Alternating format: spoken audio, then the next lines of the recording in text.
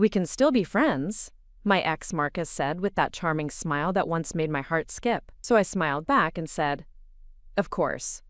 What he didn't know was that I'd already become best friends with his boss's wife, Elena. And when she discovered what Marcus had been doing behind everyone's back, including her husband's company funds, his world crumbled faster than a house of cards. The look on his face when Elena stood up at the company gala and announced the audit results? Priceless. Before we jump back in, tell us where you're tuning in from. And if this story touches you, make sure you're subscribed. Because tomorrow, I've saved something extra special for you. I never thought I'd be the type of woman to plot revenge. Growing up in Portland, Oregon, I was always the peacemaker, the one who smoothed over conflicts and made everyone feel comfortable. My name is Sophia Chen, and at 31, I thought I had life figured out. I worked as a marketing coordinator at Riverside Creative Agency, lived in a cozy apartment in the Pearl District, and had been in what I believed was a loving relationship with Marcus Rivera for 3 years. Marcus was everything I thought I wanted in a partner. Tall, dark-haired, with green eyes that seemed to sparkle when he talked about his dreams. He worked as a senior account manager at Morrison & Associates, one of Portland's most prestigious consulting firms. We met at a networking event downtown, and he swept me off my feet with his confidence and ambition. He talked about traveling the world together, buying a house with a view of Mount Hood, maybe even starting a family someday. For 3 years, I molded myself around his schedule, his preferences, his vision of our future. When he said he preferred my hair longer, I stopped getting it cut. When he mentioned that his colleagues, girlfriends, were more stylish, I spent money I didn't have updating my wardrobe. When he complained that my job wasn't prestigious enough, I started looking for positions at bigger agencies, even though I loved where I worked. The unraveling began on a rainy Thursday evening in October. I had planned a special dinner to celebrate our 3-year anniversary. I'd spent hours preparing his favorite meal, bought a bottle of wine we'd shared on our first date, and even splurged on new lingerie that made me feel confident and beautiful. The apartment was filled with the warm glow of candles, and soft jazz played in the background. Marcus arrived 2 hours late without an explanation or apology. He barely glanced at the effort I'd put in, instead heading straight to the refrigerator for a beer. I watched him pop it open and take a long drink before finally acknowledging me. "Sophia, we need to talk," he said, settling onto the couch without even taking off his jacket. The words every woman dreads hearing hung in the air like smoke from the extinguished birthday candles of childhood wishes. I turned off the music and sat across from him, my hands clasped tightly in my lap. 3 years of shared memories, inside jokes, and whispered promises seemed to crystallize in that moment, waiting to either be preserved or shattered. "I've been doing a lot of thinking," Marcus continued, his voice taking on that practiced tone he used with difficult clients. "About us, about where we're going, about what I want out of life." He paused, as if waiting for me to say something, but my throat felt like sandpaper. "The thing is, Sophia, I think we've grown in different directions. I'm at a pivotal point in my career. Morrison & Associates is expanding internationally, and there are opportunities coming up that could change everything for me. I need to be able to focus completely on my professional growth right now." I found my voice, though it came out smaller than I'd intended. "I've always supported your career, Marcus. I've never asked you to choose between me and your work." He had the grace to look uncomfortable for a moment. "I know you have, and I appreciate that. But I think I need to be single right now, to really concentrate on becoming the man I'm meant to be." The words hit me like ice water. 3 years of my life, of planning and dreaming and building something together, reduced to an obstacle in his path to greatness. I thought about all the times I'd rearranged my schedule for his work events, all the weekends I'd spent alone while he networked or traveled, all the dreams I'd put on hold to support his ambitions. "Is there someone else?" I asked, though part of me already knew the answer from the way he couldn't quite meet my eyes. Marcus ran his hand through his hair, a gesture I'd once found endearing but now seemed calculating. "It's not like that, Sophia. It's not about another person. It's about me needing space to grow." But I could see the lie in the way his jaw tightened, in the defensive set of his shoulders. There was someone else. I just didn't know who yet. "Look," he said, reaching over to touch my hand with what I suppose he thought was kindness. I don't want to lose you completely. You're an amazing person, and I care about you deeply. Can't we still be friends? I think that would be better for both of us, don't you? Friends. After 3 years of sharing a bed, sharing dreams, sharing a life, he wanted to be friends. It was such a casual dismissal of everything we'd built together, like he was returning a shirt that didn't quite fit anymore but was still nice enough to keep in the closet for special occasions. I looked at Marcus sitting there in my carefully prepared dinner setting, surrounded by the evidence of my love and effort, asking me to accept the scraps of friendship after he'd decided I wasn't worthy of his romantic attention anymore. Something shifted inside me in that moment. Not heartbreak, though that would come later. Not anger, though that was building. What I felt was a kind of crystalline clarity, like suddenly seeing a magic eye puzzle after staring at meaningless dots for hours. Of course, I heard myself saying, my voice steady and calm. I'd like that too. Marcus looked relieved, probably expecting tears and drama and the kind of messy emotional scene he'd prepared himself to weather.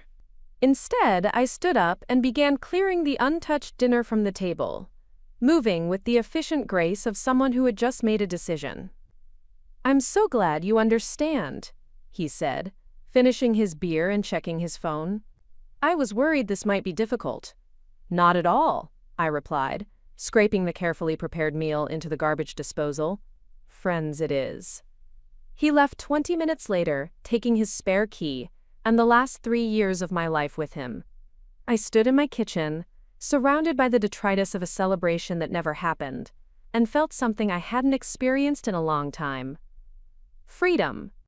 The next morning, I woke up with a strange sense of purpose. For the first time in years, I didn't immediately check my phone to see if Marcus had texted. I didn't plan my day around his schedule or consider how my choices might affect his mood. Instead, I made myself a proper breakfast and sat by my window, watching the city wake up below me. I'd always been good at reading people, at understanding social dynamics and building connections. It was what made me effective in marketing, what helped me navigate complex client relationships and office politics. But I'd spent so long focused on Marcus and his needs that I'd forgotten to apply those skills to my own life. Now, sitting in the autumn sunlight with my coffee growing cold, I began to think strategically about my situation. Marcus wanted to be friends. He'd made that very clear. And friends, as everyone knows, share information about their lives. They introduce each other to other friends. They become part of each other's broader social circles. Marcus had always been protective of his work life, keeping it separate from our relationship in a way that I'd found frustrating but had learned to accept. He rarely talked about his colleagues beyond the basic information, never invited me to company events, and seemed to have a completely different personality when he was in professional mode. At the time, I'd attributed it to his ambitious nature and desire to maintain boundaries. Now I wondered what else he'd been keeping separate. I knew he worked for Morrison and Preparing and narrating this story took us a lot of time. So if you are enjoying it, subscribe to our channel. It means a lot to us. Now, back to the story. Associates, a mid-sized consulting firm with offices in Portland, Seattle, and San Francisco. I knew his boss was someone named Richard Morrison, the son of the company's founder, and that Marcus was always trying to impress him. I knew there was talk of international expansion, and that Marcus was positioning himself to be part of it. But beyond these basic facts, his work life remained largely mysterious to me.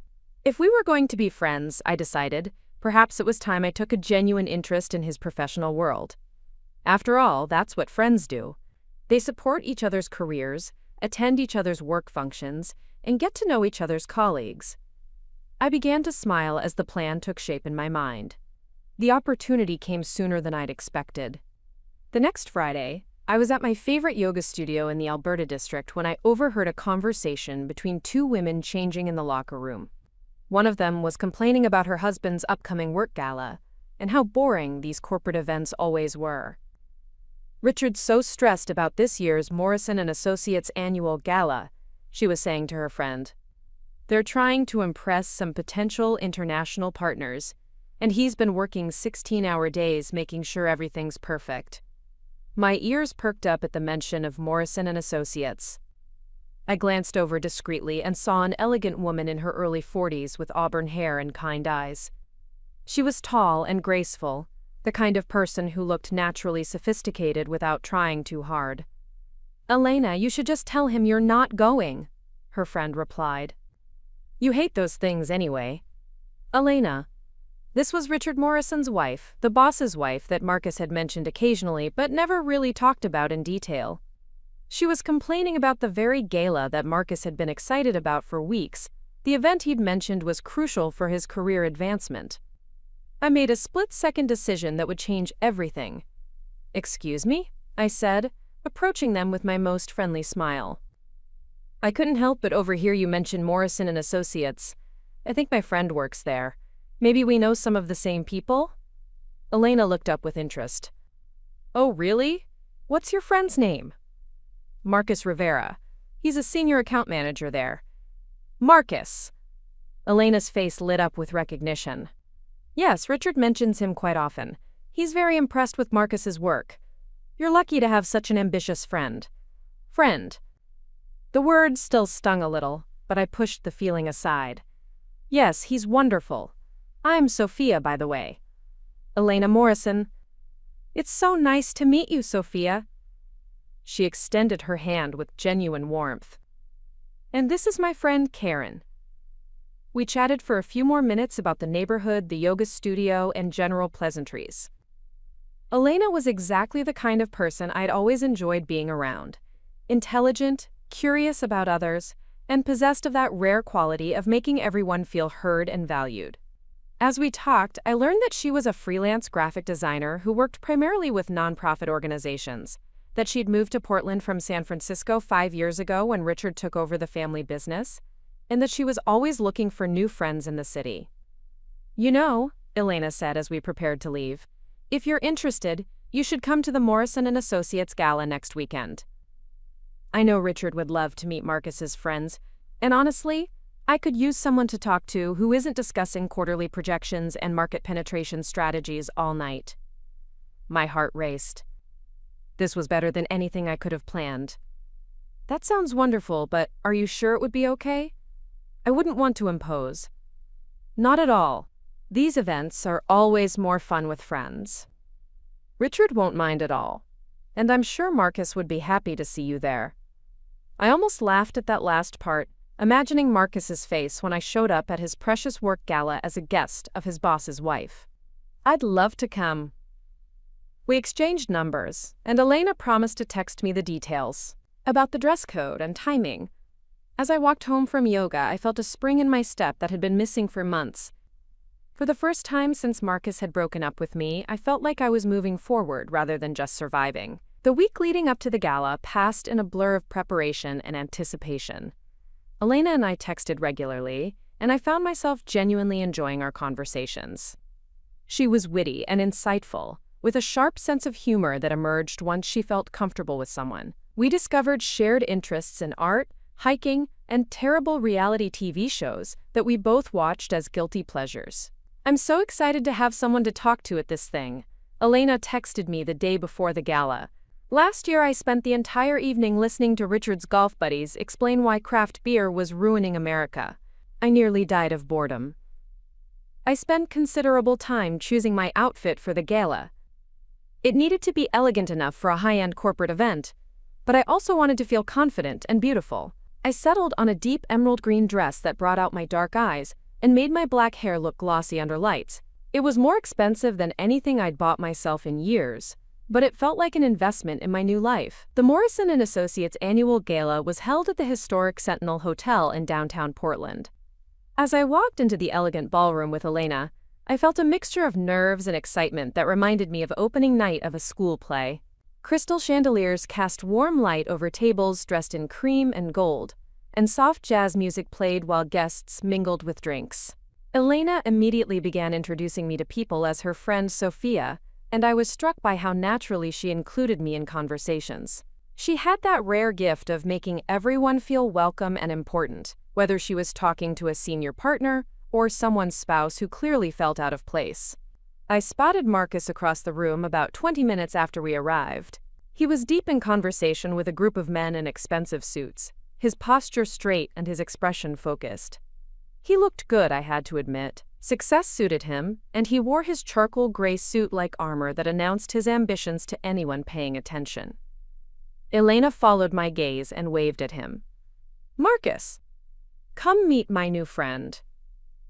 I watched his face as he approached us, seeing the exact moment when recognition dawned. His confident smile faltered slightly, and I caught a flicker of something that might have been panic in his green eyes. But Marcus had always been good at recovering quickly, and by the time he reached us, his professional mask was firmly in place.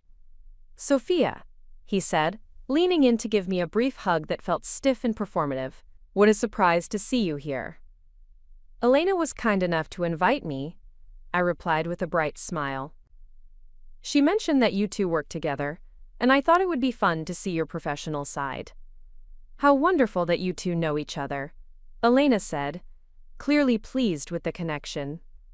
"Sophia and I met at yoga, and we've become fast friends. She's absolutely delightful." Marcus's smile looked like it was carved from wood. "Yes, Sophia is full of surprises."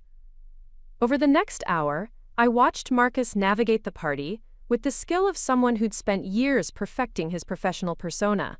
He was charming with clients, deferential to senior partners, and smoothly confident with peers. But I also noticed things I'd never seen before, or perhaps had chosen not to see. He name-dropped constantly, weaving references to expensive restaurants and exclusive events into every conversation. He laughed too loudly at Richard Morrison's jokes and agreed too quickly with everything the senior partners said. There was a desperation underneath his polish that made me feel embarrassed for him. "Marcus is quite the networker," Elena observed quietly as we watched him work the room. "Richard says he's very driven." "He certainly is," I agreed, taking a sip of my wine. "Sometimes I think his ambition is the most important thing in his life." Elena gave me a curious look. "You sound like you know him pretty well." This was the moment I'd been waiting for, the opening I needed to begin building the foundation of trust that would make everything else possible. "We dated for 3 years," I said casually. "Just broke up recently, actually. But we're staying friends." Elena's eyebrows rose slightly. "Oh, I'm sorry, I had no idea. Was it amicable?" "Very," I said with a laugh that only sounded slightly bitter. "Marcus decided he needed to focus on his career right now. You know how demanding this industry can be." "I do indeed," Elena said dryly. "Sometimes I feel like I'm married to Morrison and Associates first, and Richard second." We found ourselves gravitating toward each other throughout the evening, sharing observations about the other guests, and discovering that we had similar senses of humor about corporate social dynamics. Elena pointed out which wives looked bored, which junior associates were trying too hard to impress, and which senior partners had clearly had too much to drink. "See that woman over there in the red dress?" Elena whispered as we stood near the bar. "That's Janet Peterson. Her husband handles our biggest tech client, and she's been trying to get me to join her book club for 2 years. The last book they read was 50 Shades of Grey, and apparently the discussion got so heated that someone called it a night early." I laughed, genuinely enjoying Elena's company. It had been a long time since I'd connected with someone so easily, and I found myself forgetting that this evening had started as part of a larger plan. Elena was simply fun to be around. As the evening wound down, Richard Morrison took the stage to give a speech about the company's achievements and future goals. He was a distinguished man in his early 50s with silver hair and the kind of presence that commanded attention. As he spoke about expanding into international markets and the bright future ahead for Morrison and Associates, I watched Marcus hang on every word like it was gospel. "I want to especially thank my wife Elena," Richard said toward the end of his speech, "for her patience with my long hours and her support of everything we're building here. She's the reason I can focus on growing this company, and I'm grateful every day for her partnership." Elena smiled and waved from our table, but I caught a fleeting expression that suggested Richard's public gratitude might not translate to private appreciation. It was just a momentary tightening around her eyes, gone so quickly that someone who wasn't paying attention might have missed it entirely. After the speech, as guests began to filter out, Elena and I found ourselves standing outside the hotel waiting for our respective rides. The evening air was crisp with the promise of winter, and the city lights reflected off the wet pavement from an earlier rain shower. "Thank you so much for tonight," I said to Elena. "I had a wonderful time." "Me too," she replied warmly. "We should definitely do this again. Maybe next time somewhere with less corporate schmoozing and more actual conversation." "I'd love that." As my rideshare pulled up, Elena gave me a spontaneous hug. "I'm really glad we met, Sophia. I have a good feeling about our friendship." Sitting in the back of the car as it wound through Portland's quiet streets, I reflected on the evening. What had started as a strategic move to position myself in Marcus's professional world had evolved into something more complex. I genuinely liked Elena, and our connection felt real in a way that surprised me. She was intelligent, funny, and kind, but I'd also sensed an underlying loneliness that resonated with my own recent experience. As we pulled up to my apartment building, I realized that my plan had worked even better than I'd hoped. I wasn't just friends with Marcus's boss's wife now. I was friends with a woman who seemed to understand what it felt like to be taken for granted by the men in her life. The real question was what I was going to do with that information. Over the next few weeks, Elena and I developed a genuine friendship that extended far beyond our initial connection through Marcus and Morrison and Associates. We met for coffee, went to art galleries, and even planned a weekend hiking trip to the Columbia River Gorge. The more time I spent with her, the more I appreciated her intelligence and wit, but also the more I noticed the subtle signs of strain in her marriage. Elena never complained directly about Richard, but there were small comments that painted a picture of a relationship where she'd become more of a supporting player than an equal partner. He forgot their anniversary dinner because of a client crisis. He promised to attend her gallery opening but canceled last minute for a golf meeting with potential investors. He made major decisions about their social calendar without consulting her, assuming she'd be available whenever he needed her to play the role of the successful executive's wife. "Sometimes I feel like I'm just another item on Richard's to-do list," she confided to me one afternoon as we walked through Powell's books. "Take care of Elena, check. Make sure Elena's happy, check. But it's also perfunctory." I understood that feeling more deeply than she could know. It was exactly how I'd felt with Marcus during the last year of our relationship. Like I was a box to be checked, rather than a person to be loved. During this same period, Marcus had been true to his word about maintaining our friendship, though his version of friendship seemed to consist mainly of texting me when he needed something. He asked me to pick up dry cleaning he'd forgotten about, to water his plants when he went out of town for work, and to be his +1 to a wedding where he didn't want to go alone but couldn't bring his new girlfriend yet. Yes, there was definitely a new girlfriend, though Marcus hadn't admitted it directly. Her name was Vanessa, and she worked in marketing for a tech startup downtown. I'd learned this not from Marcus but from casual social media stalking that I justified as necessary intelligence gathering. She was blonde, ambitious, and based on her Instagram posts, very interested in expensive restaurants and weekend trips to wine country. I played the part of the understanding ex-girlfriend perfectly, offering advice about work stress and listening sympathetically when he complained about difficult clients. All the while, I was learning more about Marcus's professional life than I'd ever known during our relationship. He was working on several high-profile projects, including a major consulting contract with a tech company that was considering relocating their headquarters to Portland. The successful completion of this project would likely earn him the promotion he'd been chasing for years. Through Elena, I learned even more about the internal dynamics at Morrison & Associates. Richard was under pressure from the board to show significant growth, and the international expansion he'd been promising was behind schedule and over budget. There were whispers about potential layoffs if the next quarter's numbers didn't improve, and several key clients were considering taking their business elsewhere. Marcus, it seemed, was positioning himself as the solution to many of these problems. He'd been taking credit for other people's ideas, promising clients deliverables that his team couldn't realistically provide, and generally operating with the kind of aggressive ambition that looked impressive in the short term but created problems down the line. "Richard's been so stressed lately," Elena told me over dinner one evening. "He says there are some personnel issues at work, people not pulling their weight or trying to advance themselves at the expense of the team. He's usually pretty diplomatic about work stuff, but I can tell he's frustrated with someone in particular." I filed this information away, along with everything else I was learning about the precarious balance of power and politics at Morrison & Associates. Marcus thought he was playing chess, but he didn't realize that other people could see the board too. The turning point came during a casual conversation with Elena about financial planning. We'd been discussing the cost of living in Portland, and how it had changed over the years when she mentioned that Richard had been working with a financial advisor to restructure some of their investments. He's been moving money around, trying to optimize our portfolio, she said. Something about tax advantages and international investment opportunities. I don't really understand all the details, but apparently it's connected to the company's expansion plans. This struck me as odd.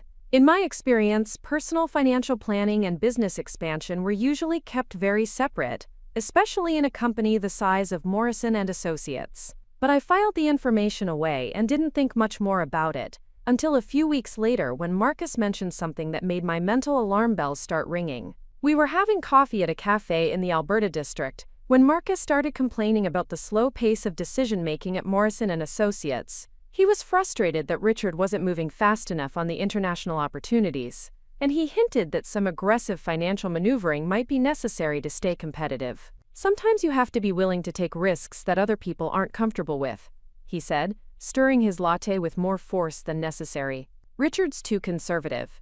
He doesn't understand that in today's market you have to move fast or get left behind. What kind of risks? I asked innocently. Marcus glanced around the cafe and lowered his voice. Let's just say there are ways to leverage existing resources to fund new opportunities. Creative accounting, you might call it. Perfectly legal, but not everyone has the vision to see the potential. A chill ran down my spine. That sounds complicated. It's only complicated if you don't understand how modern business works, Marcus said with that condescending tone I'd learned to hate. But don't worry about it, Sophia. It's not really your area.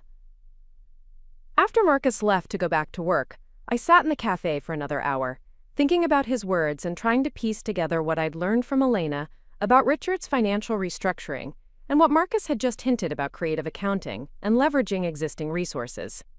I wasn't a financial expert, but I'd worked in marketing long enough to understand business basics. If Marcus was moving company money around to fund personal investments or international expansion that hadn't been properly approved, that could constitute embezzlement or fraud. If Richard was unknowingly involved because Marcus had convinced him to restructure investments using company funds, both of their careers could be destroyed. But if Richard was actively participating in questionable financial practices, that was an entirely different situation. Either way, Elena deserved to know what was happening, especially if her family's financial future was at risk. The question was how to approach this without revealing that I'd been deliberately cultivating our friendship for strategic reasons. Because somewhere along the way, my feelings toward Elena had become completely genuine.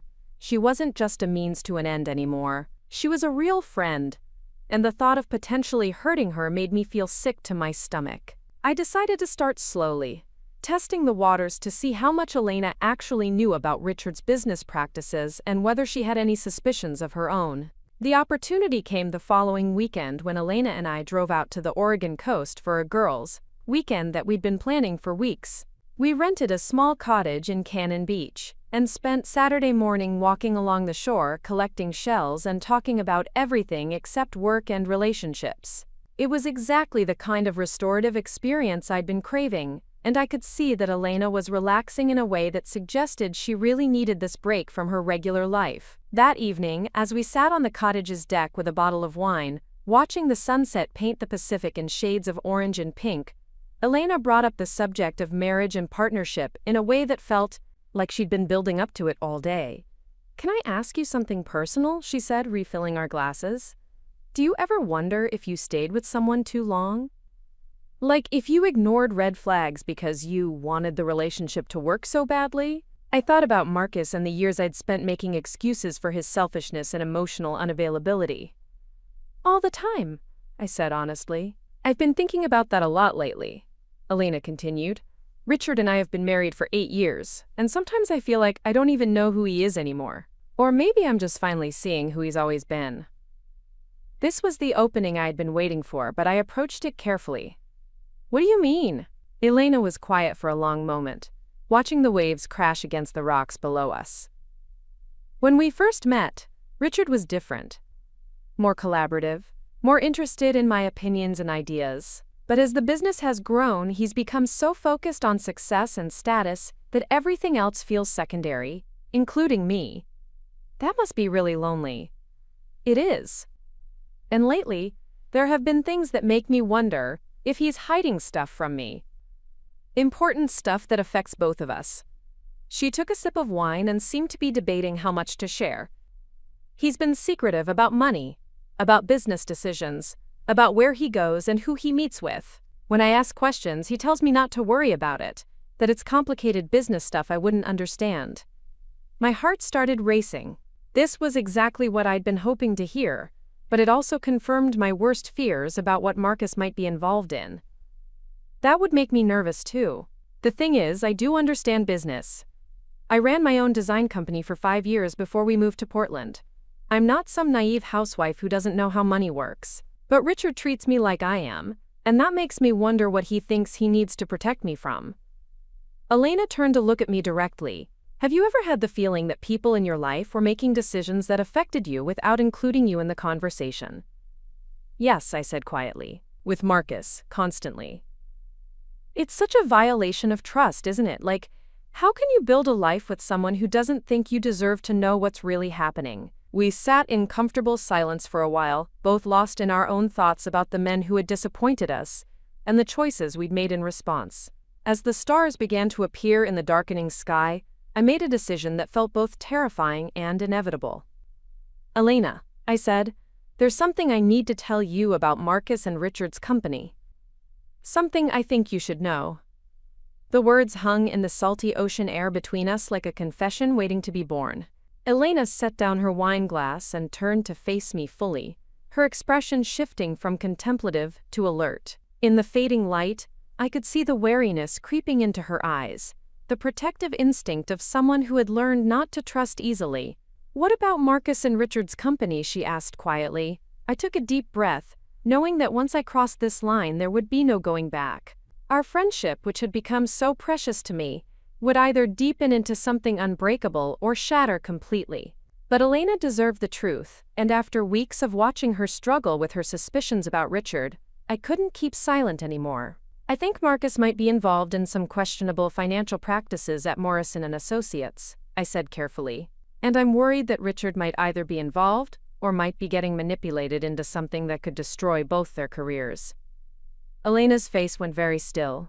What kind of questionable practices? I told her about Marcus's comments regarding creative accounting and leveraging existing resources, about his frustration with Richard's conservative approach to international expansion, and about the hints he'd dropped regarding taking risks that others weren't comfortable with. As I spoke, Elena's expression grew increasingly troubled. How long have you known about this? She asked when I finished. I only started putting the pieces together recently, I said honestly. Marcus has been more open about work stuff since we broke up, I think because he sees me as safe to talk to now. But Elena, I need you to know something else. She waited, and I could see her bracing herself for whatever revelation was coming next. When I first met you at yoga, it wasn't entirely by accident. I mean, meeting you was accidental, but going to that class, being in that neighborhood, I was trying to learn more about Marcus's work life. I was hurt and angry about how he broke up with me, and I wanted to understand the world he'd chosen over our relationship. Elena absorbed this information without immediate reaction, which somehow made me more nervous than if she'd exploded with anger.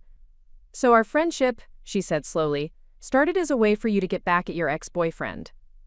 It started that way, I admitted, feeling heat rise in my cheeks. But Elena, everything between us since then has been completely real. You've become one of the most important people in my life. The last thing I want is to hurt you, which is why I'm telling you this now instead of just keeping quiet about what I've learned. Elena stood up and walked to the deck railing, staring out at the dark ocean. I could hear the waves crashing below us and the distant cry of seagulls, but the silence between us felt deafening. I wanted to say something more, to explain or apologize or make promises, but I knew she needed time to process what I'd told her. After what felt like an eternity, Elena spoke without turning around.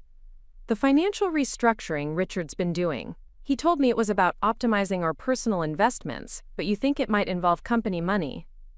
I don't know for sure, I said. But the way Marcus talked about it, combined with what you've told me about Richard moving money around, it makes me nervous. Elena was quiet for another long moment. Then she turned back to face me, and I was surprised to see that she looked more determined than angry. "I need to know exactly what's happening," she said. "If Richard is involved in something illegal, or if Marcus is manipulating him into it, I need to understand the full scope before I decide what to do." "How can we find out?" Elena sat back down across from me and I could see her mind working, organizing information and possibilities the way she probably approached design problems. "Richard keeps all his important documents in his home office: financial records, business contracts, correspondence with clients and partners. He's old-fashioned that way, likes to have physical copies of everything important." She paused, seeming to weigh her options. "He's traveling next week for a conference in Seattle, 3 days where I'll have access to everything." "Elena, I don't want you to do anything that could get you in trouble. If my husband is committing fraud with company funds, I'm already in trouble," she said grimly. "At minimum, I need to know whether our personal finances are at risk. At worst, I need to know if I'm going to be implicated in whatever he's doing." We spent the rest of the evening planning how Elena could safely investigate Richard's business dealings without alerting him to her suspicions. She would photograph relevant documents rather than taking them, focus on recent financial transactions and correspondence with Marcus, and be careful not to disturb anything in a way that would be noticeable. The drive back to Portland on Sunday was subdued, but not uncomfortable. Elena seemed lost in thought, and I found myself alternating between worry about what we might discover and guilt about how our friendship had begun. But there was also something else, something that felt like relief. For the first time in months, I wasn't carrying the weight of secrets and half-truths alone. Monday morning at work, I found it almost impossible to concentrate on my regular marketing tasks. Every time my phone buzzed, I jumped, wondering if it was Elena with news or Marcus with some new request that would reveal more about his activities at Morrison and Associates. By lunchtime, I'd accomplished almost nothing productive and had to stay late to catch up on the projects I'd neglected. Elena texted me Tuesday evening to confirm that Richard had left for Seattle and that she planned to begin her investigation the following day. The message was brief and factual, but I could sense the tension underneath her calm words. Wednesday passed with no communication from Elena, which I told myself was probably a good sign. If she'd discovered something immediately alarming, she would have reached out right away. The silence likely meant she was being thorough and careful, exactly as we'd planned. Thursday afternoon, my phone rang while I was in a client meeting. Elena's name flashed on the screen, and I excused myself to take the call in the hallway. "Sophia," Elena's voice was tight with controlled emotion. "I need to see you tonight. Can you come over around 8? "Of course. Are you okay?" "I will be, but we need to talk about what I found." Elena's house was a beautiful craftsman-style home in the Laurelhurst neighborhood, with a wraparound porch and mature trees that created privacy from the street. I'd been there several times for dinner parties and casual visits, but as I walked up the front steps that evening, it felt different somehow. More ominous. Elena opened the door before I could ring the bell, as if she'd been watching for my arrival. She looked tired and stressed, her usually perfect hair pulled back in a messy ponytail, and her face free of the light makeup she normally wore. "Thank you for coming," she said, leading me into the living room. "Can I get you some wine? I think we're both going to need it." She poured 2 generous glasses of red wine and settled onto the couch across from me, a manila folder thick with papers resting on the coffee table between us. "I found everything," Elena said without preamble. "Financial records, email correspondence, meeting notes, contracts. Richard has been documenting everything meticulously, which is going to make this either much easier or much worse depending on how you look at it." She opened the folder and pulled out a stack of papers covered in her neat handwriting. I didn't want to risk copying or photographing anything too extensively, so I took detailed notes about the most important information. Elena's voice was steady, but I could see her hands trembling slightly as she shuffled through her notes. "Marcus has been systematically embezzling money from Morrison and Associates for the past 18 months, she continued. "Small amounts at first, a few thousand here and there, but escalating significantly in recent months. The total amount is just over $400,000. I felt like all the air had been sucked out of the room. $400,000 was serious federal crime territory, the kind of theft that resulted in prison sentences and destroyed lives. How was he doing it? Multiple methods, but the primary one was creating fake consulting contracts with shell companies he set up. Morrison and Associates would pay these companies for services that were never actually provided, and Marcus would then transfer the money to personal accounts. Elena flipped through her notes. He also manipulated expense reports, inflated billable hours on client projects, and charged personal expenses to company credit cards. And Richard? Elena's expression grew even more troubled. That's the complicated part. Richard isn't directly involved in the embezzlement, but Marcus has been using some of the stolen money to fund investments that he then presented to Richard as opportunities for the company's international expansion.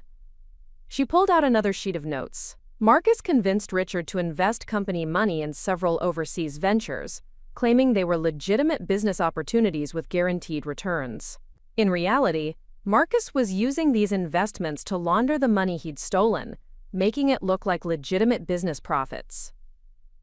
I tried to process what Elena was telling me. So Richard thinks he's making smart business investments, but he's actually helping Marcus cover up theft.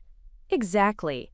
And because Richard authorized the international investments and signed off on the contracts, he would be legally liable, even though he doesn't know the money came from embezzlement. Elena set down her notes and looked at me directly. If this comes to light, Richard could face charges for money laundering and fraud, even though he's essentially another victim of Marcus's scheme. The magnitude of what Marcus had done was staggering. He hadn't just stolen money, he'd constructed an elaborate scheme that would destroy multiple lives while positioning himself to benefit from both the theft and the cover-up. There's more, Elena said quietly. I found correspondence between Marcus and several potential clients, including the tech company that's considering relocating to Portland. Marcus has been promising them services and rates that Morrison and Associates can't actually provide, using the stolen money to artificially lower bids and make the company more competitive. He's setting the entire company up for failure. Worse than that. When these contracts inevitably fall through, because the company can't deliver what Marcus promised, Morrison and Associates will face lawsuits, reputation damage, and financial ruin.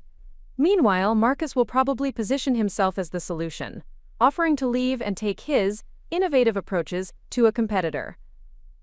I stared at Elena in amazement. Marcus hadn't just embezzled money. He'd orchestrated the systematic destruction of Morrison and Associates while making himself look like a visionary who was being held back by conservative leadership. How did you figure all this out? Elena gave me a wan smile. I spent 5 years running my own business, remember? I know how to read financial records and spot inconsistencies. Plus, Richard keeps meticulous records, so once I started looking for patterns, they became pretty obvious. We sat in silence for a few minutes, both absorbed in the implications of what Elena had discovered.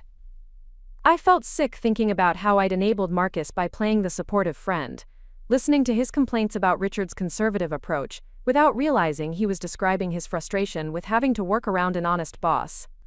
What are you going to do? I asked finally. Elena refilled our wine glasses, her movements careful and deliberate. I've been thinking about that all day. The obvious choice is to confront Richard immediately, tell him everything I found, and let him decide how to handle it.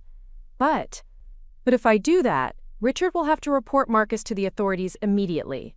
There won't be any opportunity to recover the stolen money or minimize the damage to the company. And Marcus will probably claim that Richard was involved all along, that he was just following orders. Elena stood up and began pacing the length of the living room, her wine glass forgotten on the table. The other option is to gather more evidence first. Maybe try to document Marcus's activities in real time. Build a case that clearly shows Richard was being manipulated rather than participating willingly. That sounds dangerous, I said. If Marcus realizes you're investigating him. I know, but Sophia, this isn't just about bringing Marcus to justice. It's about protecting Richard and saving Morrison and Associates if possible. 23 people work for that company. If it goes under because of Marcus's schemes, all of those families will suffer. I could see Elena wrestling with the weight of responsibility, trying to balance justice against pragmatism. personal safety against protecting others. It was exactly the kind of impossible situation that Marcus had created for everyone around him. What if there was a way to expose Marcus without putting you or Richard at risk? I asked slowly. Elena stopped pacing and looked at me. What do you mean? Marcus still thinks we're friends. He still tells me things because he thinks I'm safe, that I'm not smart enough or connected enough to do anything with the information he gives me. I could feel an idea forming, dangerous and complicated, but potentially effective. What if we used that? I'm not following. I stood up and joined Elena in the middle of the living room, my mind racing as the plan took shape. Marcus is arrogant. He thinks he's smarter than everyone around him, and he loves to show off. If I approached him the right way, made him think I was impressed by his business acumen and wanted to learn from him, he might reveal enough details for us to document his crimes without having to sneak around Richard's office. Elena's eyes widened as she understood what I was suggesting. You want to get him to confess. Not exactly confess, but brag. Marcus can't resist explaining how clever he is, especially to someone he thinks he's superior to. If I could get him talking about his innovative approaches to business, record the conversations. Sophia, that's incredibly risky. If Marcus realizes what you're doing, he won't, I said with more confidence than I felt, because he genuinely believes I'm too simple to understand what he's really talking about. He's been condescending to me for years, explaining things like I'm a child who needs everything broken down into simple terms. Elena sat back down heavily, considering the implications of what I was proposing. Even if you could get him to incriminate himself, how would we use that information? You can't exactly take a recording to the police and say you tricked your ex-boyfriend into confessing to embezzlement. No, but we could take it to Richard. If he had clear evidence that Marcus was stealing from the company and manipulating him, he could confront Marcus directly, maybe even get him to return the stolen money in exchange for not pressing charges. And if Marcus refuses, then Richard reports him to the authorities, but with evidence that clearly shows Richard was a victim rather than an accomplice. Elena was quiet for a long time, staring at the folder of financial records on the coffee table. I could see her weighing the risks and benefits, considering all the ways this plan could go wrong. There's something else to consider, she said finally. If we do this, if we actively work to expose Marcus, our friendship becomes something different. It becomes a conspiracy. Her words hit me like a cold splash of water. She was right, of course. What I was proposing would transform our relationship from friendship with complicated origins into an active partnership in bringing down Marcus. There would be no pretending anymore that our connection was purely personal. I know, I said quietly, and I understand if you don't want to risk that. Elena, you've already done more than enough by investigating and sharing what you found. You don't owe me anything, and you don't have to get involved in whatever comes next. That's not what I meant, Elena said, looking up at me with an expression I couldn't quite read. I meant that if we do this together, we need to be completely honest with each other going forward. No more secrets, no more hidden agendas. If we're going to take down someone as smart and dangerous as Marcus, we need to trust each other completely. The weight of her words settled over me. Elena was offering me exactly what I'd been afraid to hope for. A genuine partnership based on mutual respect and shared purpose. She was also asking me to be vulnerable in a way that terrified me. Can I tell you something? I asked. Elena nodded. I've been alone for so long. Even when I was with Marcus, I felt alone because he never really saw me or valued my opinions. And after we broke up, I was so focused on being angry at him that I didn't realize how much I missed having someone to trust, someone who understood me. I took a shaky breath. Meeting you, becoming your friend, it's been the best thing that's happened to me in years. And I'm terrified that if we do this, if we go after Marcus together, I'll lose that. Elena smiled, the first genuine smile I'd seen from her all evening. Sophia, do you really think I'd risk everything to help you bring down your ex-boyfriend if I didn't consider you family at this point? The word family hit me unexpectedly hard. I'd been so focused on strategy and justice and protecting Elena from Marcus's schemes that I hadn't fully processed what our friendship had become. Elena wasn't just helping me get revenge on an ex who'd wronged me. She was protecting someone she cared about from a person who'd manipulated both of us. Okay, I said, feeling something settle into place inside my chest. Let's do this. But Elena, we're gonna be smart about it. We're gonna plan every step, have backup plans for the backup plans, and make sure we protect ourselves and Richard as much as possible. Agreed. And Sophia? When this is all over, whatever happens, we're still going to be friends. Probably better friends, because we'll have been through something like this together. That night, we stayed up until almost 3 in the morning, planning every detail of how I would approach Marcus and what information we needed to gather. Elena's notes from Richard's office provided a roadmap of what to look for, and my knowledge of Marcus's personality and ego gave us insight into how to manipulate him into revealing incriminating details. The plan was elegant in its simplicity. I would reach out to Marcus and tell him I was considering a career change, maybe getting into consulting or business development. I'd ask for his advice and guidance, playing up my admiration for his success and innovation. Marcus wouldn't be able to resist the opportunity to mentor someone, especially someone he'd already demonstrated his superiority over. During these conversations, I would gradually steer the discussion toward more specific business practices, asking him to explain the creative approaches he'd mentioned before. With any luck, his need to impress me would override his caution about revealing too much. Elena and I would meet regularly to compare notes and adjust our approach based on what I learned. She would continue monitoring Richard's records to track any new suspicious activity, and we'd both watch for signs that Marcus was becoming suspicious of our interest in his work. It wasn't a perfect plan, and there were dozens of ways it could backfire spectacularly. But it was better than doing nothing, and it gave us some measure of control over a situation that had spiraled far beyond what either of us had initially imagined. As I drove home through Portland's empty streets, I felt a strange combination of excitement and terror.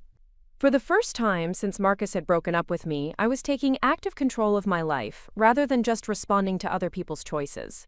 It was terrifying, but it was also liberating. I also realized that somewhere along the way, this had stopped being about getting revenge on Marcus for hurting me. Now it was about protecting Elena and Richard and the other employees at Morrison & Associates from someone who was systematically destroying their lives for his own benefit. Marcus had made the mistake of underestimating both Elena and me. He'd seen us as supporting characters in his story, people who existed to make his life easier or more comfortable. He'd never considered that we might have our own agency, our own intelligence, our own capacity for strategic thinking. He was about to learn how wrong he'd been. The next morning, I sent Marcus a carefully crafted text message that struck exactly the right tone of casual friendliness mixed with professional curiosity. Hey Marcus, hope you're doing well. I've been thinking a lot about my career lately and wondering if I should consider making a move into consulting. You always make it sound so exciting and challenging. Would you be up for coffee sometime this week? Would love to pick your brain about the industry. He responded within an hour, as I'd known he would. Marcus could never resist the opportunity to position himself as an expert, especially when the person asking for advice was someone he felt superior to. Of course, always happy to help a friend navigate their career. How about Thursday at that place in Alberta we used to go to? Say 3 p.m.? Perfect. The cafe in Alberta was casual and noisy, exactly the kind of place where people had business conversations, without thinking twice about who might be listening. I spent the next 2 days preparing for the conversation, reviewing Elena's notes, and practicing how to ask leading questions without seeming suspicious. Thursday afternoon, I arrived at the cafe 15 minutes early and chose a table in the corner where I could easily record our conversation on my phone without being obvious about it. When Marcus walked in, I was struck again by how polished and confident he looked. Success suited him, and he wore his expensive clothes and perfect haircut like armor that announced his status to everyone around him. Sophia, he said, giving me a hug that felt performative, like he was aware of other people watching and wanted to project the image of someone who maintained friendly relationships with his exes. You look great. That color really suits you. It was exactly the kind of comment Marcus always made. Something that sounded like a compliment but was actually a reminder that he felt entitled to judge my appearance. A few months ago, it would have made me self-conscious. Now it just confirmed that my plan was likely to work. We ordered coffee and spent the first few minutes catching up on safe topics like work and mutual friends. Marcus told me about a recent business trip to San Francisco and complained about how exhausting it was to constantly travel for client meetings. I told him about some recent projects at my marketing firm and asked appropriate questions about his work. When the conversation reached a natural lull, I made my move. Marcus, can I ask you something? I've been watching how successful you've become over the past few years, and I'm really impressed by how you've managed to advance so quickly. What's your secret? Marcus's entire posture changed. He sat up straighter, his voice took on the tone he used when giving presentations, and I could see him mentally shifting into mentor mode. Well, it's really about understanding that business today requires innovation and creative thinking. A lot of people in consulting are stuck in old models, afraid to take risks or try new approaches. He leaned forward, warming to his favorite topic. The key is recognizing opportunities that other people miss and having the courage to act on them. That sounds amazing, but also kind of intimidating. How do you even identify those opportunities? Experience mostly. And being willing to look at problems from different angles. Marcus signaled the waitress for another coffee, clearly settling in for a long explanation. For example, most consultants focus on helping clients optimize their existing operations, but the real money is in helping them access new markets and funding sources they didn't know were available. This was promising.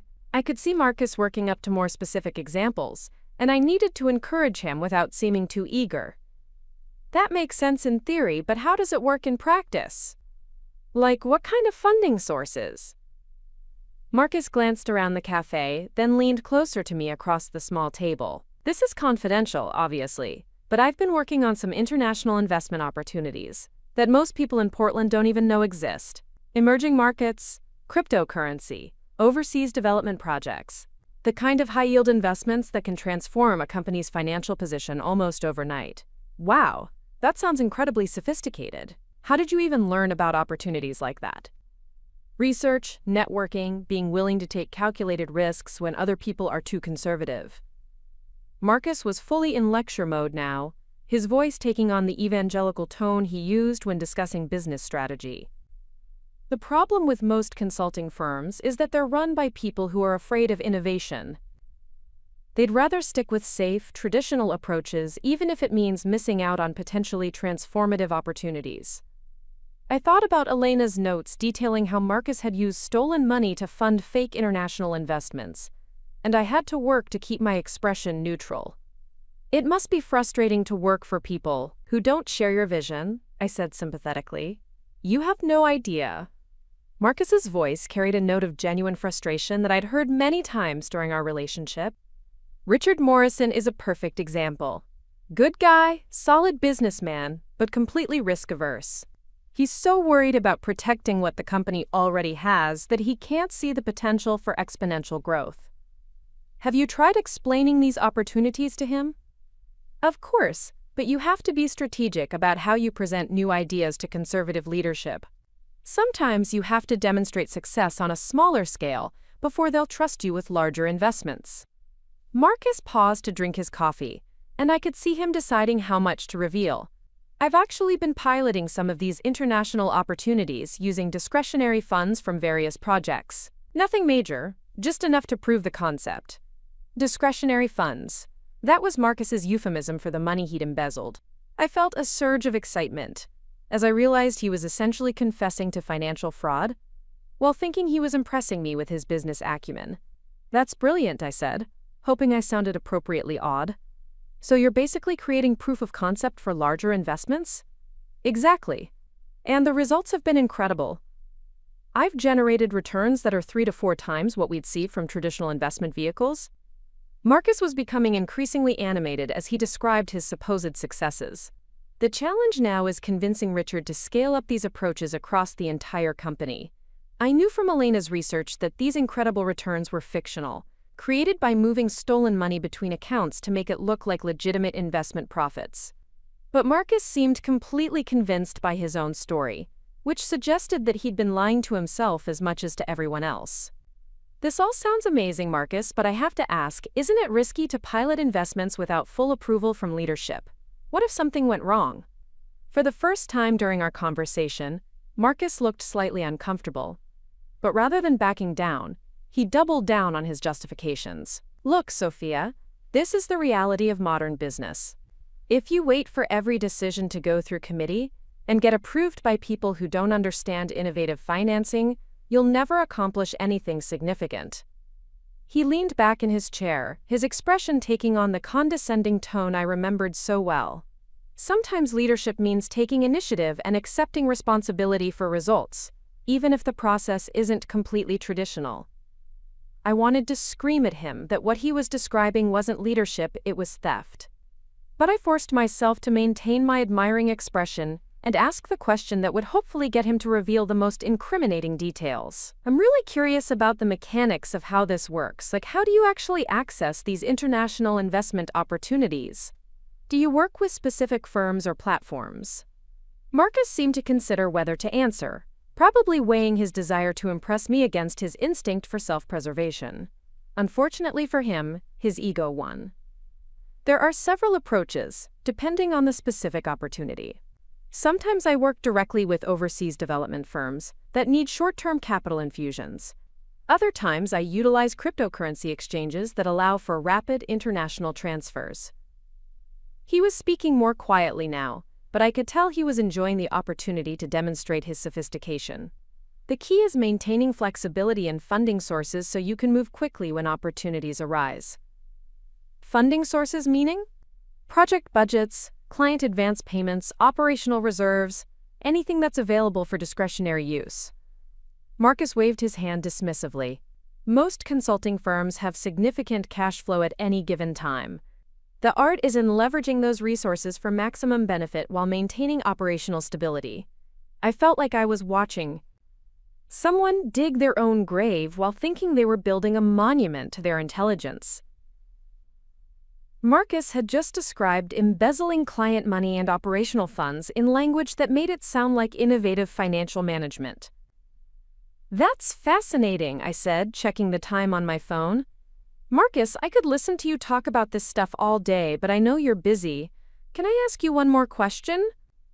Of course. If someone wanted to get into this kind of work, what would you recommend as a first step?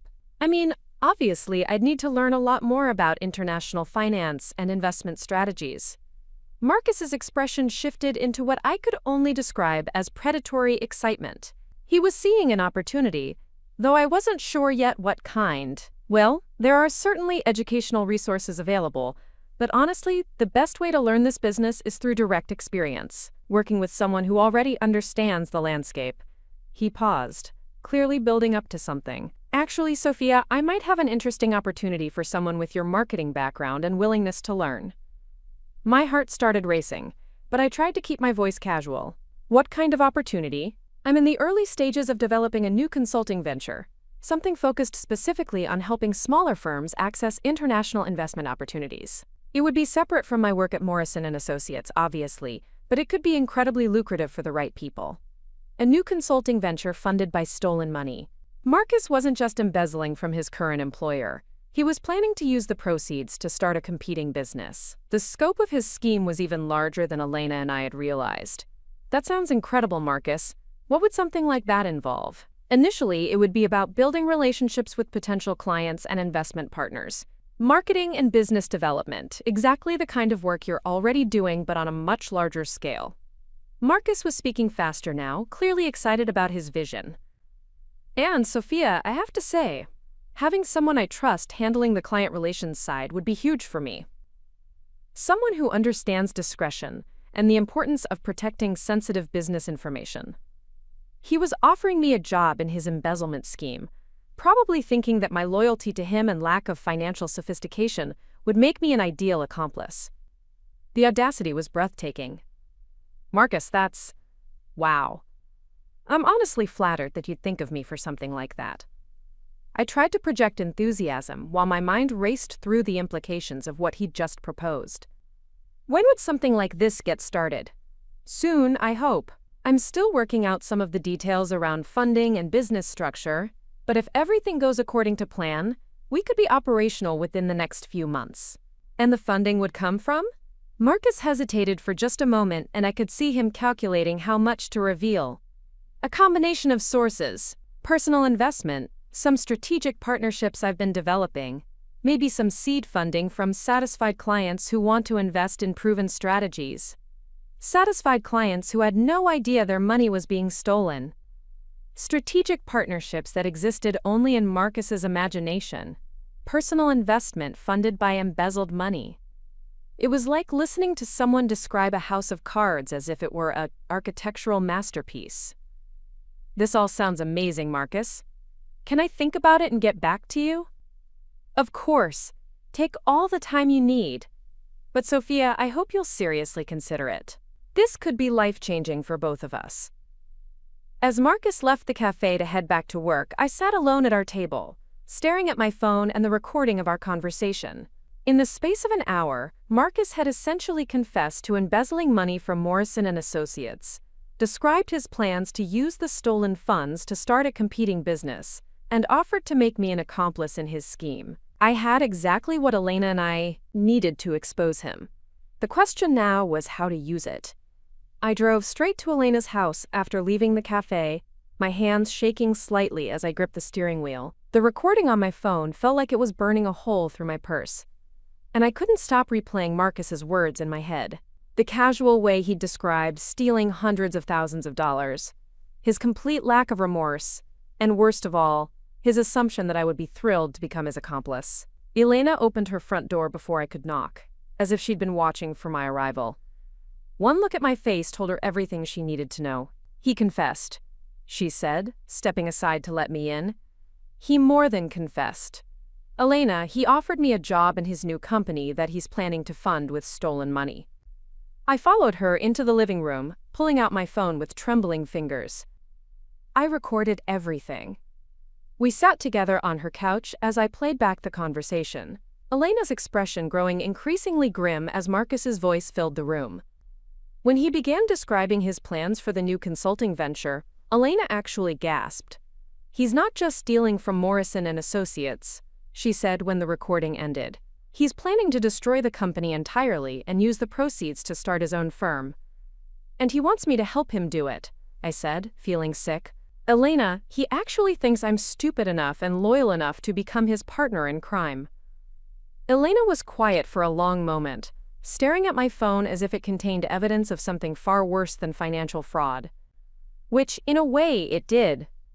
Marcus's recording revealed not just criminal activity, but a complete absence of conscience, a willingness to destroy the lives of everyone around him in service of his own ambition. We have to tell Richard, Elena said finally. Tonight, as soon as he gets back from Seattle. Are you sure? Once we do this, there's no going back. Your marriage, your life, everything changes. Elena stood up and walked to the window, looking out at her perfectly manicured garden. Sophia, my marriage has been built on lies for months, maybe years. Richard's been making decisions based on false information that Marcus provided, using our family's financial security to fund investments that don't exist. Even if Richard never faces criminal charges, his reputation and career are going to be destroyed when this comes out. She turned back to face me, and I could see a steely determination in her eyes that I'd never witnessed before. But if we present this evidence to Richard now, tonight, before Marcus has a chance to steal any more money or manipulate any more investors, we might be able to minimize the damage. Richard can take control of the situation instead of being blindsided by federal investigators. What if he doesn't believe us? What if he thinks we're making this up? Then we take the recording to the FBI ourselves, Elena said without hesitation. But Richard deserves the chance to hear this first, to understand what's been happening before his world falls apart. Richard arrived home just after 9 o'clock, looking tired and stressed from his business trip. I watched from the living room as Elena met him at the front door, her voice low and urgent as she explained that they needed to talk immediately, that I was there because it involved information about his company. When Richard walked into the living room, I was struck by how different he looked from the confident executive I'd seen at the corporate gala. Travel fatigue had softened his usual polished appearance, and there was something vulnerable about the way he looked between Elena and me, clearly trying to understand why his wife's friend was sitting in his living room at 9 o'clock on a Thursday night. "Richard," Elena said, settling beside him on the couch opposite me, "Sophia has uncovered some information about Marcus Rivera that you need to hear." I watched Richard's expression shift from confusion to wariness. "What kind of information?" "The kind that involves federal crimes and could destroy Morrison and Associates if it's not handled properly," Elena said quietly. "For the depropriety au late bor." Next hour, I walked Richard through everything we'd discovered, starting with Marcus's hints about creative accounting and leading up to the recording from that afternoon. Elena supplemented my account with details from her investigation of his financial records, painting a comprehensive picture of Marcus's systematic theft and manipulation. Richard listened without interruption, his face growing paler as the scope of Marcus's betrayal became clear. When I played the recording of our conversation, he closed his eyes as if the sound of Marcus's voice was physically painful. $400,000, he said when I finished.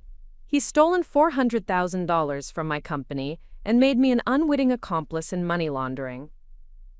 "Richard," Elena said gently, "you're a victim here too. Marcus manipulated you into authorizing investments using stolen money. Any competent attorney will be able to prove that you had no knowledge of the theft." "Maybe," Richard said, running his hands through his hair. "But my company authorized international investments based on fraudulent information. We paid invoices for services that were never provided. Even if I'm not criminally liable, the reputation damage alone could destroy everything my father built." I could see the weight of responsibility settling on Richard's shoulders as he contemplated the destruction Marcus had caused.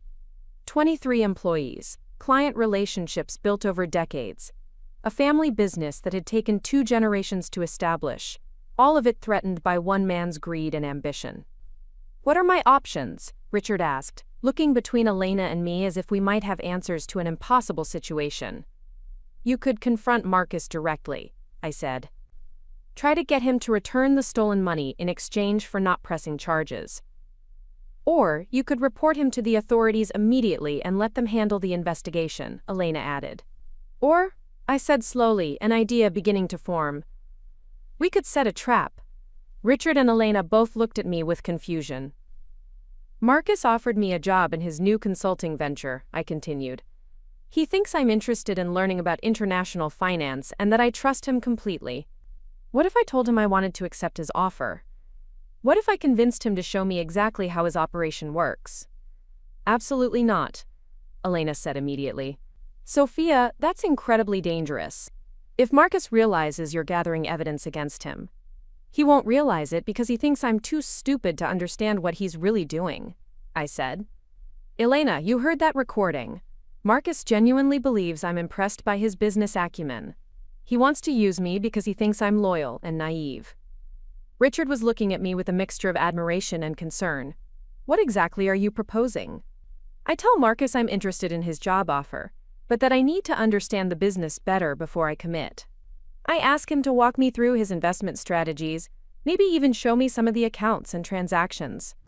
If we can get him to demonstrate his embezzlement techniques while thinking he's training his new partner, we'd have evidence that goes way beyond a single recorded conversation." "The risk is enormous," Elena said. "If Marcus suspects anything..." "The risk is enormous if we don't do anything too," I pointed out. "Marcus is planning to escalate his theft to fund a new company. How much more money will he steal while we're debating the safest way to stop him?" Richard was quiet for several minutes, clearly weighing the options. Finally, he looked up at both of us with an expression of grim determination. "If Sophia is willing to do this, and if we can set it up safely, it might be our best chance to gather enough evidence to ensure Marcus faces serious consequences while protecting Morrison and Associates from further damage." "Richard," Elena said, "I need you to understand that if we do this, if we actively work to entrap Marcus, we're taking on significant legal and personal risks. Are you prepared for that?" "Elena, Marcus has been stealing from my company for 18 months. He's manipulated me into unwittingly participating in money laundering. He's planning to use stolen funds to start a competing business that will probably destroy everything my family has worked for." Richard's voice was steady, but I could hear the anger underneath. I'm not going to let him walk away from this with a slap on the wrist while good people lose their jobs because of his crimes. We spent the next 2 hours planning exactly how I would approach Marcus and what information we needed to gather. Elena would continue monitoring Richard's financial records to track any new suspicious activity. Richard would document everything from his end, creating a paper trail that clearly showed when he discovered the theft and what steps he took in response. I would reach out to Marcus within the next few days, expressing enthusiasm about his job offer and asking for more details about how his new venture would operate. If he took the bait, I would push for increasingly specific information about his financial strategies and investment approaches. The goal is to get him to demonstrate his methods, while thinking he's impressing a potential business partner, Richard said. But Sophia, the moment you feel unsafe or suspect that Marcus is becoming suspicious, you end the operation immediately. Agreed, I said, though privately I was terrified about what I'd committed to doing. As I drove home that night, I couldn't stop thinking about how dramatically my life had changed in just a few months. 6 months ago, I'd been a woman who defined herself primarily through her relationship with a man who didn't value her. I'd been passive, accommodating, always trying to make other people happy at the expense of my own needs and desires. Now I was actively planning to take down someone who had committed serious federal crimes, working in partnership with 2 people who had become more important to me than Marcus had ever been. It was terrifying, but it was also empowering in a way I'd never experienced before. The next morning, I sent Marcus a carefully crafted text message designed to signal my interest in his job offer without seeming too eager. "Hey Marcus, I've been thinking about our conversation yesterday, and I'm really intrigued by the opportunity you mentioned. I'd love to learn more about how international consulting works. Do you have time to talk more about it this week?" He responded within minutes, clearly excited that his recruitment effort was succeeding. "Absolutely. This could be perfect timing, actually. I'm putting together some materials about the new venture that I could show you. How about dinner Friday night? Somewhere nice where we can talk business properly." Dinner at somewhere nice. Marcus was already spending money he hadn't earned yet, probably planning to use a company credit card to pay for a meal where he would try to recruit me into his criminal enterprise. The irony was almost too perfect. I agreed to meet him at an upscale restaurant in the Pearl District, the kind of place Marcus liked to go when he wanted to impress people. As I confirmed the details, I felt a mixture of anticipation and dread about what I was walking into. Friday evening arrived with unseasonable warmth for October in Portland. I chose my outfit carefully, wanting to look professional but not so sophisticated that Marcus might start questioning my supposed naivete about business. I settled on a simple black dress with a blazer, elegant enough for the restaurant but conservative enough to maintain my carefully cultivated image as someone who needed his guidance. The restaurant Marcus had chosen was exactly what I'd expected. Exposed brick walls, dim lighting, and prices that reflected its status as a place where important business conversations happened. Marcus was already seated at a corner table when I arrived. 2 manila folders and a tablet arranged beside his place setting like props in a presentation. "Sophia, you look beautiful," he said, standing to give me a hug that lasted slightly too long. "I'm so excited to talk about this opportunity with you." As we settled into our seats and ordered wine, I noticed that Marcus seemed more animated than I'd seen him in months. His eyes were bright with excitement, and he moved with the energy of someone who was about to share something he was incredibly proud of. "Before we get into the details," Marcus said, opening one of the folders, "I want you to see some of the results I've achieved with the international investment strategies we discussed." He slid a sheet of paper across the table, covered with numbers and percentages that were designed to look like legitimate financial reports. According to the document, Marcus's innovative approaches had generated returns of over 300% on initial investments, with projected annual profits in the millions. "This is incredible," I said, though I knew from Elena's research that these numbers were completely fabricated. "How did you achieve returns like this?" "Strategic diversification across emerging markets, cryptocurrency arbitrage, and some proprietary trading algorithms I've developed," Marcus said, clearly proud of his fictional accomplishments. "But Sophia, this is just the beginning. With the right team and adequate funding, we could scale these approaches to generate truly transformational wealth. As Marcus walked me through his fantasy business plan, I found myself amazed by the elaborate fiction he'd constructed. He'd created fake investment portfolios, invented international partners, and developed detailed projections for a company that existed only in his imagination and funded entirely by stolen money. The key, Marcus continued, pulling out his tablet to show me what appeared to be trading platforms and investment accounts, is maintaining flexibility with funding sources and being willing to move quickly when opportunities arise. He showed me screenshots of accounts that contained hundreds of thousands of dollars, numbers that would have been impressive if I didn't know they represented money stolen from Richard's company. Marcus narrated each screen as if he were a professor teaching a masterclass in innovative finance. This particular account is funded through strategic reallocation of operational resources, he said, pointing to a balance of over $150,000. And this one represents profits from cryptocurrency trades executed using temporarily available project funds. Temporarily available project funds. It was such a clinical way to describe embezzlement that I almost laughed out loud. Marcus had convinced himself that stealing money was just creative resource management. Marcus, this is all fascinating, but I have to ask, how do you access these operational resources and project funds? Don't you need approval from Morrison and Associates for major financial decisions? Marcus's expression shifted into what I recognized as his teaching mode. Sophia, this is where understanding modern business becomes crucial. In today's economy, waiting for every decision to go through traditional approval processes means missing opportunities that could benefit everyone. He leaned forward, lowering his voice as if he were sharing proprietary trade secrets. The art is in identifying funds that can be temporarily redirected without impacting day-to-day operations. Client advance payments, budget surpluses from completed projects, operational reserves that aren't immediately needed. The key is ensuring that any temporary reallocation generates enough profit to cover the original amount, plus significant additional returns. I felt like I was watching someone describe murder as aggressive conflict resolution. Marcus had created an entire vocabulary that made his crimes sound like innovative business practices. But what if something goes wrong? What if an investment doesn't generate the expected returns? For the first time during our conversation, Marcus looked slightly uncomfortable. But instead of acknowledging the risks, he doubled down on his justifications. That's why diversification is so important, and why you only work with proven strategies that have demonstrated consistent success.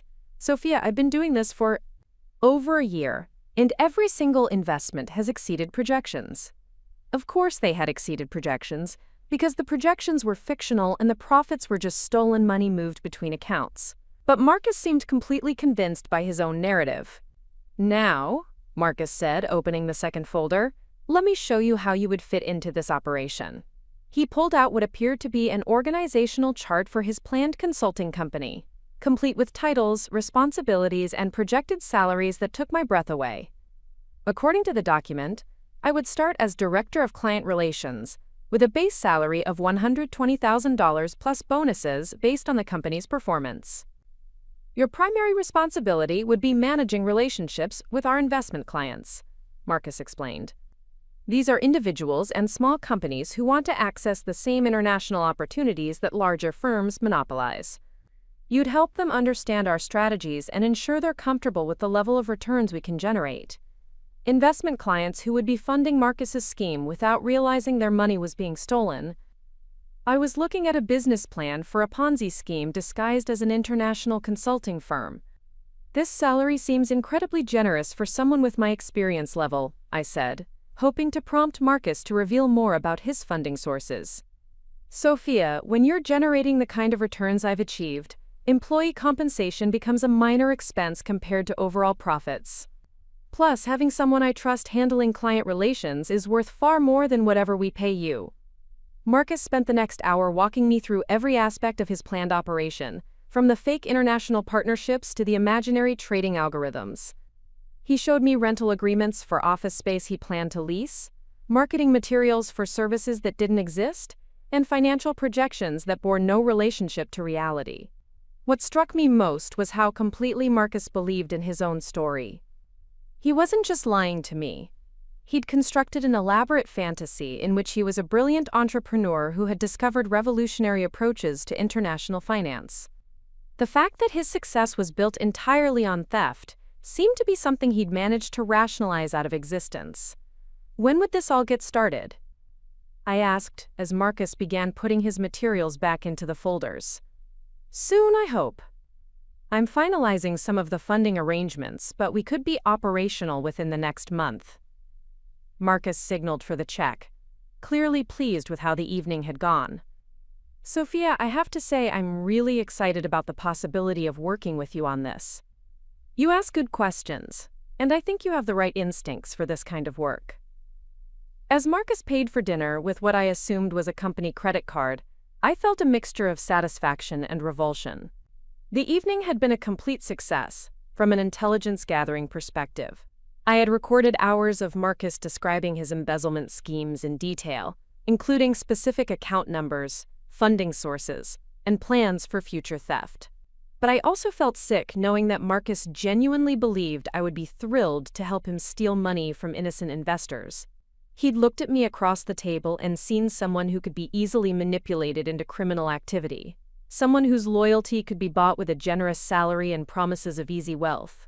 I'll be in touch early next week with some additional materials, Marcus said as we stood outside the restaurant. And Sophia, I probably don't need to say this, but everything we discussed tonight is obviously confidential. The competitive advantages we've developed depend on maintaining discretion about our methods. Of course, I said, managing to smile as Marcus gave me another uncomfortably long hug goodbye. As I drove home, I called Elena to let her know the meeting had been successful, and that I would have a full report for her and Richard the next morning. But I also felt a deep sadness about what Marcus had become, or maybe about finally seeing clearly what he had always been. The man I'd loved for 3 years, the person I'd planned to build a life with, was a criminal who felt no remorse about destroying other people's lives for his own benefit. He'd been willing to manipulate Richard, steal from his colleagues, and recruit me as an accomplice, all while maintaining the charming facade that had fooled me for so long. Saturday morning, I met Elena and Richard at their house to review the recording and plan our next steps. As we listened to Marcus's voice describing his elaborate schemes, Richard's expression grew increasingly grim. He's not just stealing from the company, Richard said when the recording ended. He's planning to use our client list, our business relationships, and our reputation to launch a competing firm funded entirely by money he stole from us. And he's assuming that the international investments will continue generating fictional profits to cover the theft, Elena added. What happens when clients start asking for their money back? The whole thing collapses, I said. Which is probably when Marcus disappears to some country without extradition treaties, leaving everyone else to face the consequences. Richard stood up and walked to his home office, returning with a thick folder of documents. I've been documenting everything since Thursday night. Every suspicious transaction, every questionable investment, every invoice that doesn't match the services provided. Combined with Sophia's recordings, we have enough evidence to prove systematic embezzlement and fraud. What's our next step? Elena asked. Richard looked at both of us with an expression of steely determination. Monday morning, I'm calling the FBI. On Monday morning, Special Agent Jennifer Walsh from the FBI's Financial Crimes Unit arrived at Morrison & Associates at exactly 9 o'clock. Richard had arranged for the meeting to take place in the conference room, away from the main office where Marcus and other employees might overhear the conversation. I arrived shortly after Agent Walsh, carrying copies of all my recordings and notes from my conversations with Marcus. Elena joined us a few minutes later, bringing her detailed analysis of the financial documents she'd found in Richard's office. Agent Walsh was a woman in her early 40s, with short, gray hair, and the kind of focused intensity that suggested she'd seen every type of financial crime imaginable. As we walked her through our evidence, she took detailed notes and asked pointed questions about dates, amounts, and specific methods Marcus had used to steal and launder money. Mr. Morrison, Agent Walsh said when we finished our presentation, you should know that your decision to report this immediately and provide comprehensive documentation will work strongly in your favor if there are any questions about your involvement. It's clear that you've been manipulated and that you took appropriate action as soon as you discovered the fraud. What happens next? Richard asked. We'll begin a full investigation immediately. Mr. Rivera will be arrested, probably today, and will freeze all accounts associated with his activities. The stolen money will be recovered where possible, though some of it may be difficult to trace if it's been moved through cryptocurrency exchanges or offshore accounts.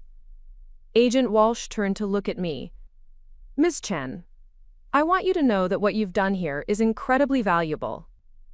The recordings you obtained provide clear evidence of intent and methodology that would have taken us months to develop through traditional investigation. What should I do if Marcus contacts me? Nothing. Don't respond to calls or texts. Don't meet with him. Don't give him any indication that you've reported his activities. He'll probably figure out pretty quickly that his arrest is connected to your investigation, but we don't want to give him any advance warning.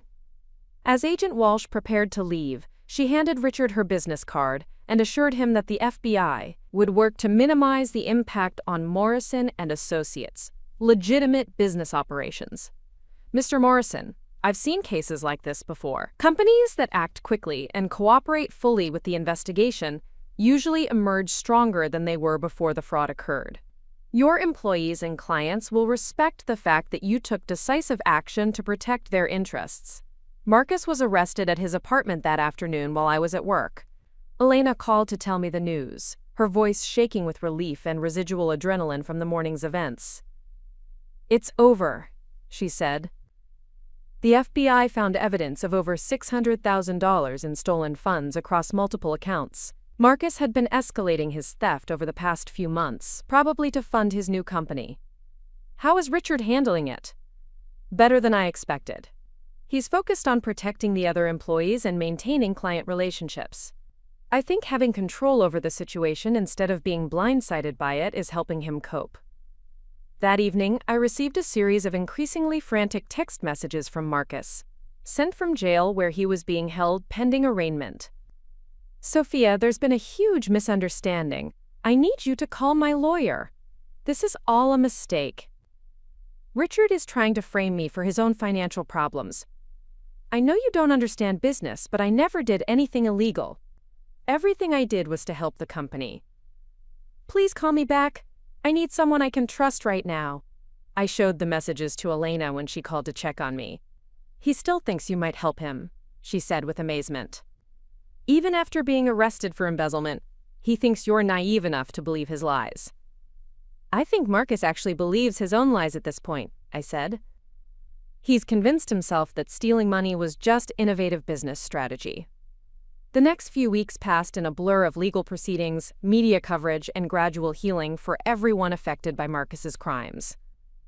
The local business journal ran a front-page story about the embezzlement scheme, praising Richard's quick action and cooperation with federal investigators.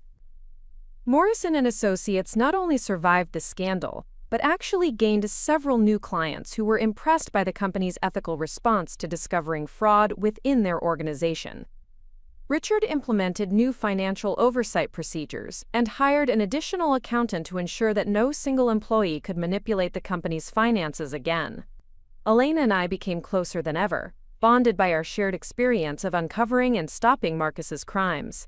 Our friendship had been tested by deception, strengthened by trust, and ultimately proven unbreakable by adversity.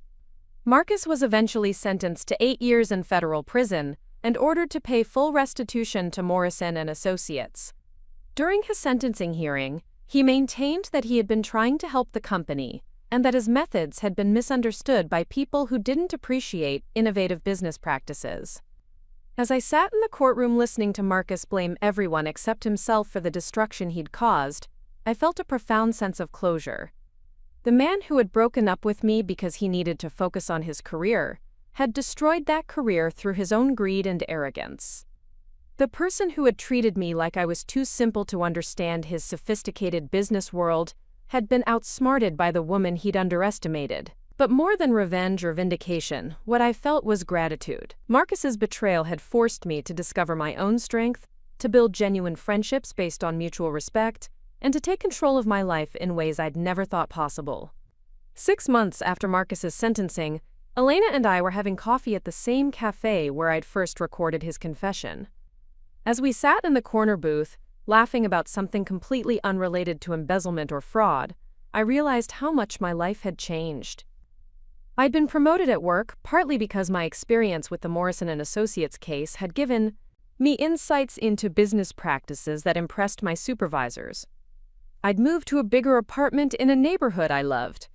Most importantly, I'd learned to value myself independently of any romantic relationship. Do you ever wonder what would have happened if you hadn't overheard me complaining about that corporate gala? Elena asked, stirring her latte thoughtfully. I think we would have found each other eventually, I said. Maybe not as dramatically, but I think we were meant to be friends.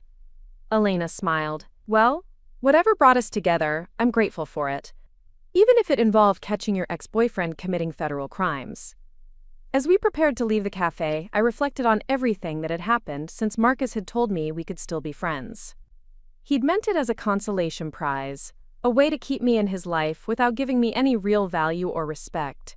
Instead, it had become the catalyst for the most empowering period of my life. I'd learned that friendship based on genuine respect and mutual support was infinitely more valuable than romantic love built on manipulation and convenience. I discovered that I was capable of strategic thinking, decisive action, and courage I'd never known I possessed. Most importantly, I'd realized that the best revenge isn't getting even with someone who's wronged you. The best revenge is building a life so fulfilling that their opinion of you becomes completely irrelevant. Marcus had wanted to be friends because he thought it would keep me safely contained in his orbit, available whenever he needed something but never important enough to threaten his other priorities. Instead, our friendship had led me to Elena, to Richard, to the FBI, and ultimately to the discovery of crimes that sent him to federal prison. As Elena and I walked out of the cafe into the bright Portland sunshine, I couldn't help but smile at the irony. Marcus had been absolutely right about one thing. We definitely could still be friends. He just hadn't anticipated what kind of friend I would turn out to be. Up next, you've got 2 more standout stories right on your screen. If this one hit the mark, you won't want to pass these up. Just click and check them out.